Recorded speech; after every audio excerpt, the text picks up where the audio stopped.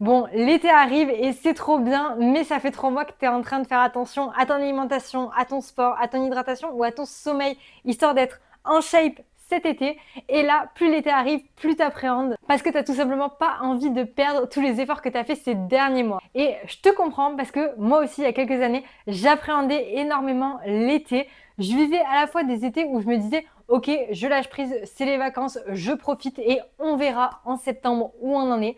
Et j'avais aussi des étés où je me disais, bon, cette année, tu fais attention, tu gardes le contrôle, t'as pas envie d'avoir fait tous ces efforts pour rien, donc tu vas faire des choix cohérents avec tes objectifs. Et en fait, ça finissait finalement dans le même état d'esprit que le premier parce que ça durait 2 semaines et au bout de 2 semaines je me disais bon en vrai c'est les vacances, tant pis je lâche prise et je profite. Alors pour t'éviter ça, c'est le sujet de la vidéo, on va voir ensemble 5 conseils à appliquer pour conserver ton physique tout en profitant de ton été. Avant de commencer, si tu me suis pas sur Insta, je te mets mon compte juste ici. Je te partage des recettes, des tips, de la motivation au quotidien. Et si cette vidéo, elle t'a plu, n'oublie pas de liker et de t'abonner, ça fait toujours plaisir. Le premier point, ça va être autour de ton mindset. Avoir le bon mindset pour aborder l'été. Si tu abordes l'été en te stressant, en culpabilisant, en appréhendant, ça va être beaucoup plus difficile à vivre que le fait d'accepter que ça va être une période où ton objectif physique ne sera pas forcément ta priorité. Et tu le sais, dans l'année, dans la vie, tout est une question de priorité. Il y a des moments où tu vas privilégier ton travail, des moments où tu vas privilégier ta famille, tes objectifs physiques, tes objectifs sportifs. Et tu le sais, l'été, en tout cas pour la majorité des gens, ça va pas être le moment où tu vas privilégier tes objectifs physiques. Au contraire, tu vas avoir envie d'avoir plus de vie sociale, de passer du temps avec tes proches, avec ton entourage, avec tes amis, de faire peut-être plus de sorties, etc. Et c'est ok parce que c'est hyper important de prendre conscience que c'est des moments que tu vas vivre, des souvenirs que tu vas te créer. Et je t'assure que c'est essentiel de les vivre pleinement. Pendant des années, je pensais H24 à la nourriture. Dans ce genre de moments, c'était où est-ce qu'on va manger, qu'est-ce qu'on va manger, qu'est-ce que je vais choisir au restaurant. Si on avait prévu un restaurant, c'est sûr et certain que j'allais regarder la carte en avance pour voir quel était le plat le plus sain, comment je peux organiser mon sport, et si je mange ça, comment je vais le compenser. Et en fait, c'était une charge mentale qui me prenait énormément de temps au lieu de simplement vivre le moment présent. Et c'est exactement pour ça que j'ai envie de t'aider à déculpabiliser. Donc non, pendant l'été, ton objectif physique ne sera pas ta priorité. C'est pas pour autant que tu dois tout lâcher et te dire foutu pour foutu, on en reparlera un peu plus tard. Mais le fait d'accepter que ça ne soit pas une priorité et que tu vas potentiellement stagner un petit peu, reprendre un petit peu parce qu'il y a de fortes chances que tu fasses de la rétention d'eau et que ce soit même pas du gras, ça va tout simplement te permettre de beaucoup mieux vivre cette période. Pour le deuxième point, je vais parler de l'hydratation. C'est pas très original mais c'est hyper important et je pense que c'est intéressant de faire un petit reminder. En été, il fait chaud, tu vas plus transpirer et c'est hyper important que tu restes bien hydraté. Ça va te permettre de limiter la rétention d'eau parce que non, il y a beaucoup de personnes qui pensent que plus on boit, plus ça va favoriser la rétention d'eau, alors que c'est exactement l'inverse qui se produit. Je te conseille de boire déjà à ta soif et de faire en sorte d'être dans les 2 litres, 2 litres 5, voire même un peu plus si tu t'entraînes, tout simplement parce que tu vas transpirer plus. Et au-delà de ça, tu vas aussi perdre du sodium et du potassium. Donc si tu t'entraînes en été et qu'il fait chaud, n'hésite pas à te supplémenter en électrolytes.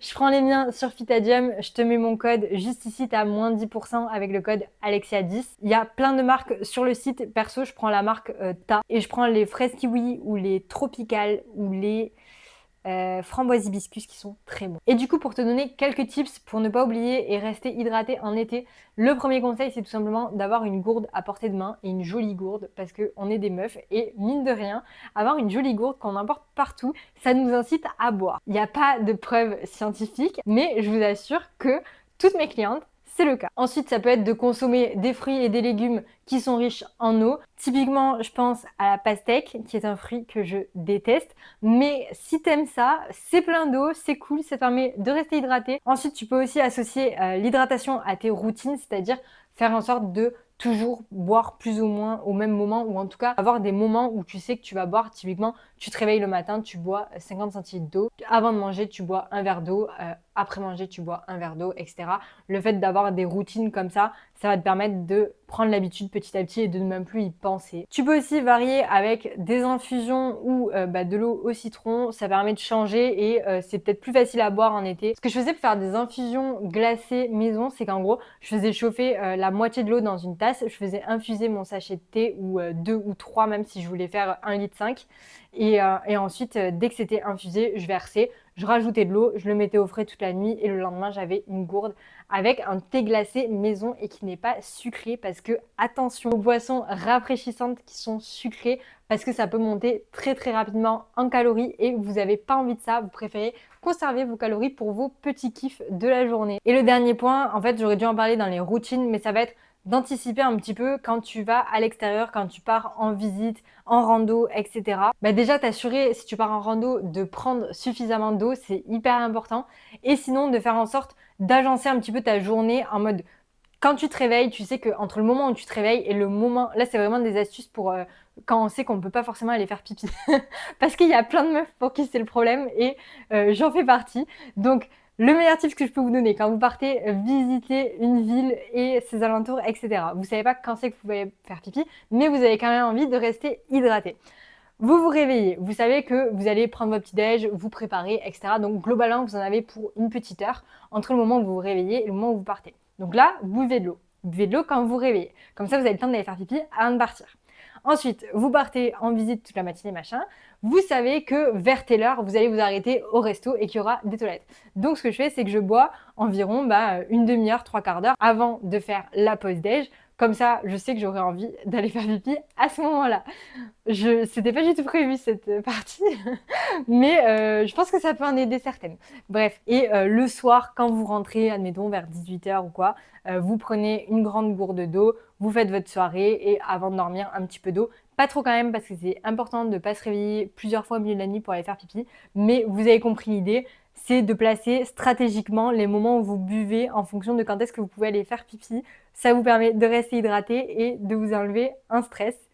Peut-être que ça va plus vous stresser, je ne sais pas. Mais bref, on va s'arrêter là. Le troisième conseil, il n'y a pas d'ordre hiérarchique, hein, c'est vraiment juste moi qui les ai listés dans un certain ordre. Hein. Le troisième conseil, c'est de réfléchir à des alternatives qui sont un peu plus saines. Donc pour cette partie, je vais te donner des exemples, comme ça sera ultra clair pour toi. Mais par exemple, pour les idées de sortie, ça peut être cool de remplacer un resto par un pique-nique. Typiquement, aller pique-niquer au sunset sur la plage, ça sera tout aussi sympa que d'aller au restaurant. Et pour le coup, tu peux choisir un petit peu ce que tu manges. Je dis pas que tu dois prendre que des trucs healthy, etc. Mais ça te permet d'avoir un peu plus de contrôle sur ce que tu achètes. Ensuite, autre exemple, pour tes apéros, tu peux faire en sorte de mixer un petit peu des alternatives saines et des trucs un peu plus kiff. Genre que ce soit les chips, les cacahuètes, etc. Globalement, genre pour les cacahuètes, tu peux monter jusqu'à 600 calories au 100 grammes. VS des carottes, tu vas avoir 40 calories au 100 grammes. Alors je te dis pas de manger que des carottes, mais je te dis que tu peux, au lieu de manger que des chips et des cacahuètes, composer un petit peu un apéro qui va te permettre de rester raisonnable et de rester plus ou moins en adéquation avec ton objectif. Au-delà de ça, il y a énormément de recettes sur des apéros en version healthy sur les réseaux, que ce soit en utilisant des wraps, en faisant des tomates cerises farcies, des champignons farcis, avec du fromage blanc, des alternatives avec du thon, des petites brochettes, melon, jambon cru, mozza, etc. Globalement, il y a plein d'idées. Autre exemple, si tu as un barbecue entre amis, globalement, garde en tête qu'un barbecue, ça va être assez sain, entre guillemets. Enfin, en tout cas, ça va être de la viande, donc que ce soit de la viande rouge ou ça peut même être des brochettes de poulet, etc. Ou même des saucisses, ça reste un peu plus calorique, un peu plus fat, etc. Mais globalement, ça reste une source de protéines avec, en général, une salade, tomate, mozza, etc. Ou des salades de pâtes, des salades de riz, etc. En été, il fait chaud, donc on a tendance quand même à faire des salades.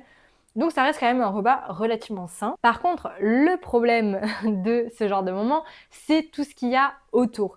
C'est-à-dire l'apéro avec les chips, l'alcool, etc. Le plateau de fromage qui vient après et très souvent les glaces qui sont en dessert. Donc le meilleur conseil que je peux te donner, c'est justement de réfléchir à qu'est-ce qui te fait vraiment envie. Est-ce que tu as vraiment envie de te gaver de chips, quitte à ensuite manger un petit peu de viande et un petit peu de salade parce que tu as tout simplement plus faim? Pour l'alcool, pareil, c'est une question d'équilibre. Si tu as envie de boire un verre, et l'abus d'alcool est dangereux pour la santé, mais si tu as envie de boire un verre parce que c'est le moment s'y prête, il n'y a pas de souci. Mais garde en tête que ça reste des calories et que un verre c'est ok, mais t'enfiler 3, 4, 5 verres, ça me va monter très très vite et tu vas sûrement préférer boire un verre de vin et manger potentiellement une glace en dessert plutôt que boire 5 verres de vin, etc. Globalement, tu as compris, c'est une question d'équilibre. Et le dernier exemple sur les alternatives saines, ça va être au resto. Globalement, il y a toujours des options qui vont être plus saines que d'autres. Et je le dis toujours à mes clientes, c'est ok de se faire plaisir de temps en temps au resto et de prendre vraiment un plat qui nous fait envie, quitte à ce qu'il n'y ait pas de protéines ou quitte à ce qu'il n'y ait pas de légumes, etc. Typiquement, je sais que quand je vais dans un italien, j'ai très envie de manger des pâtes à la truffe. Même si la plupart du temps, ils pourraient, mais ils ne mettent pas de jambon cuit. Et il n'y a pas forcément de légumes. Par contre, si en été, tu sais que tu pars plusieurs jours et tu sais que tu vas enchaîner les restos peut-être midi et soir ou en tout cas plusieurs jours d'affilée, ça peut être intéressant de te dire ok, ce resto-là, il me fait vraiment envie, ce plat me fait vraiment envie, donc j'en profite, même s'il y a moins de protéines, même s'il y a moins de légumes. Mais du coup, sur mes autres restos, je vais faire en sorte de faire des choix qui me font aussi envie, mais qui vont être un peu plus en adéquation avec mes objectifs. Donc typiquement en été en plus il fait chaud, pourquoi pas les salades et on évite, petite parenthèse, les salades au poulet pané qui sont frites, mais bref. On a l'impression de manger une salade mais en fait c'est plus calorique que la pizza qui est à côté quoi. Mais je veux plutôt dire tout ce qui est salade fraîche avec des produits locaux, etc. Tout ce qui est plat de poisson aussi, parce qu'en été sur les destinations à la mer, etc., et vous pouvez avoir du choix que vous n'avez pas forcément chez vous. Bref, tu l'as compris, il y a plein d'alternatives qui peuvent être plus saines même au restaurant. Donc globalement, ça va être le fait de jongler sur cet équilibre qui va te permettre de profiter de ta vie sociale, de tes vacances, de ces moments, etc., tout en faisant en sorte de faire des choix qui soient en adéquation avec tes objectifs. Comme on l'a dit, ça ne sera pas ta priorité et tu ne dois pas y penser H24 parce que vraiment ça va te gâcher les moments. Mais te dire que tu as la possibilité d'être flexible et que globalement il va rien t'arriver si tu manges un peu plus ou si tu bois un peu plus d'alcool à ce repas, ça va te permettre de beaucoup mieux vivre cette période. Le quatrième conseil que je vais te donner, ça va être de conserver globalement tes habitudes de vie. C'est aussi simple que ça, mais tout simplement quand tu pars en vacances, c'est très rare quand même les fois où tu vas manger à l'extérieur, que ce soit le petit-déj, le midi, le goûter et le soir. Donc globalement, si tu sais que tu vas au resto le midi ou le soir, ou peut-être même les deux, l'idée ça va être de faire en sorte de conserver tes habitudes sur le reste de la journée, donc faire en sorte, comme je l'ai dit tout à l'heure, de bien t'hydrater, mais aussi potentiellement de conserver ton quota en protéines. Tu sais que si ce soir tu vas manger dans un resto de tapas où vous allez avoir des petits plats à partager, etc., tu sais très bien que ton quota de protéines, tu risques de pas l'atteindre, donc ça peut être intéressant d'en manger un peu plus sur ton petit déjeuner ou ton goûter. Idem pour les légumes, si tu sais que le soir tu as ce type de repas où tu vas avoir très peu de légumes, ça peut être intéressant le midi pour le coup de te faire une bonne salade. En fait l'idée ça va être de conserver tes habitudes sur le reste de ta journée. Et idem au niveau du sport, je trouve ça hyper important de te rappeler que ça sert à rien de culpabiliser si tu ne peux pas t'entraîner parce que non, c'est pas en partant une semaine en vacances que tu vas perdre ta masse musculaire, je te rassure. Garde une chose en tête, c'est que en plus, en général, quand tu es en vacances, tu restes quand même active et ça fait partie du fait de garder tes habitudes. Typiquement, tu t'en rends pas forcément compte, mais quand tu vas faire des activités, que tu vas aller faire du canoë, que tu vas aller visiter les villes, que tu vas partir en rando, etc., mine de rien, tu restes active. Et même pour celles qui vont danser jusqu'au bout de la nuit, crois-moi que des pas, tu vas en faire et ton NIT, tu l'auras atteint. Le dernier conseil et le plus important, en tout cas, celui qui m'a fait le plus défaut et que j'ai vraiment envie de te partager pour que ça ne t'arrive pas, c'est que le foutu pour foutu n'existe pas. Tu peux assez vite te dire, après 1 ou 2 jours de vacances où t'as pas pu gérer comme tu voulais, où t'as mangé plus que prévu, où tu vas du coup un petit peu culpabiliser, tu vas avoir l'impression qu'il faut compenser, qu'il faut faire du sport, mais du coup si tu fais ta séance de sport, tu peux pas aller à la plage avec tes copines, etc. Et du coup tu vas dire, bon vas-y, laisse tomber, c'est pas grave, je reprendrai en septembre. Et là du coup tu vas te mettre dans un mindset de, bon vas-y, vu que dans tous les cas je reprends en septembre, je profite de mon été et là tu vas faire un petit peu n'importe quoi, tu vas dire que foutu pour foutu, tu peux manger ça et tu peux faire ça, etc. Et ce que j'ai envie de te rappeler, c'est vraiment que le foutu pour foutu n'existe pas. C'est-à-dire que dans tous les cas, genre même si tu as passé 2 jours où tu as mangé un peu plus que prévu, tu as bu un peu plus que prévu, etc., t'as pas fait de sport, etc., ça sera toujours moins pire de faire 2 jours comme ça que de faire 2 mois comme ça. Parce que évidemment qu'au bout de 2 mois, ton physique pourra être impacté. Je vais prendre l'exemple à la journée parce que c'est plus parlant.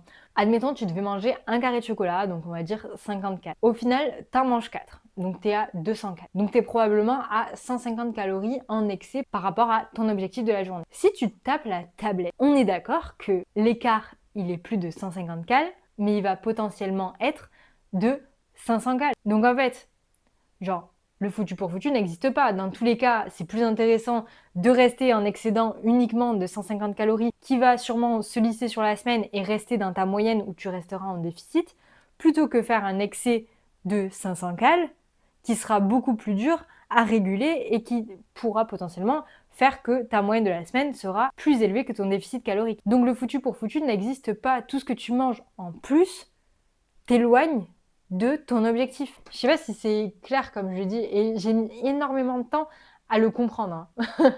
Parce que moi j'étais team foutu pour foutu assez souvent. Et pourtant aujourd'hui ça me paraît mais tellement logique. Et ce que je peux te conseiller, c'est en général d'écouter déjà ta faim.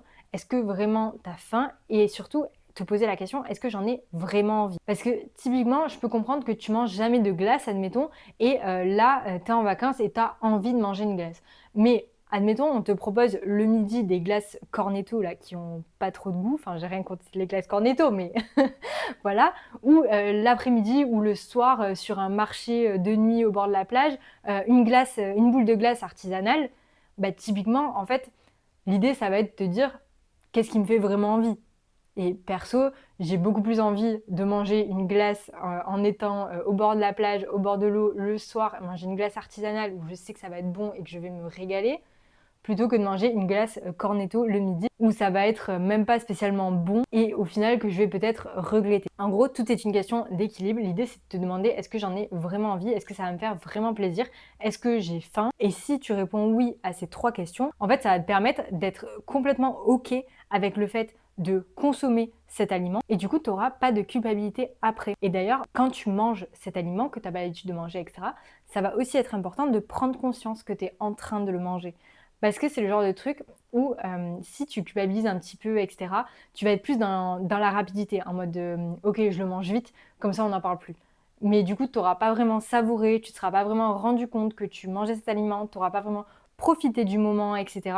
Et tu auras beaucoup plus de chances de culpabiliser que si vraiment tu prends conscience que tu es en train de manger cet aliment, que tu es aligné avec le fait de le manger parce que tu en as vraiment envie, que ça te fait plaisir, que ça contribue au fait que tu vas passer un bon moment, que ça va te créer des souvenirs, etc. Globalement, garde en tête que tu as le droit de profiter pendant ton été. Dans tous les cas, c'est une période où si tu as travaillé un petit peu sur ton mindset, tu sais que c'est ok, que tu vas potentiellement stagner un petit peu, que tu vas peut-être reprendre un petit peu, sachant qu'il y a de fortes chances que ce soit principalement de la rétention d'eau et qu'en revenant à tes habitudes et à ta vie, tu reperdes le poids que tu avais pris. Mais être dans ce mindset de j'accepte que c'est pas ma prio en ce moment, que je vais potentiellement reprendre un petit peu, etc. Mais je fais en sorte de quand même être alignée entre ce que j'ai envie de consommer, ce que j'ai envie de vivre, des moments que j'ai envie de partager, etc. Et le physique que j'ai quand même envie de conserver parce que mine de rien, ça fait des mois que je fais en sorte de bien manger, de faire du sport, etc.